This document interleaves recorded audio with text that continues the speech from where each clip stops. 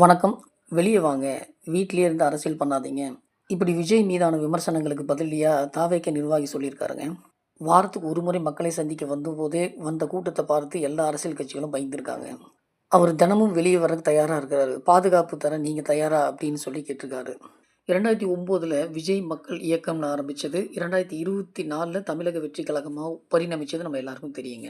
2011ல அண்ணா ஹசாரே ஊழல் எதிர்ப்பு இயக்கம் மாநாட்டில் டெல்லியில ஒரு நாள் உண்ணாவிரத போராட்டத்தில் கலந்து கொண்டு விஜய் அவர்கள் பேசியிருக்காருங்க.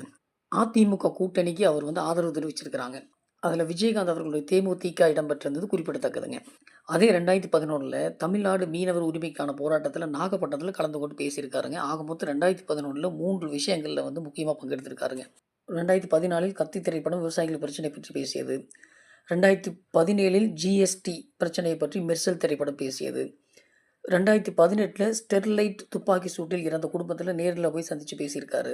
2019ல் நீட் தொடர்பான விஷயத்தை பிகில் ஆடியோ லான்ச்சில் மறைமுகமாக அதை பற்றி பேசியிருக்காரு. 2021ல் போதை ஒழிப்பு சம்பந்தமாக மாஸ்டர் திரைப்படத்தில் நடித்தது நம்ம எல்லாருக்கும் தெரியும். இறுதியாக கரூர் துயர சம்பவத்தில் தொடர்புடைய குடும்பத்தினர் அனைவரையும் காஞ்சிபுரத்தில் நேரில் வரவழைத்து உணர்வுபூர்வமாக பேசியிருக்காருங்க. உண்மையிலேயே விஜய் வெளியே வருவதில்லையா? அவர் பனையூர் பண்ணையாரா?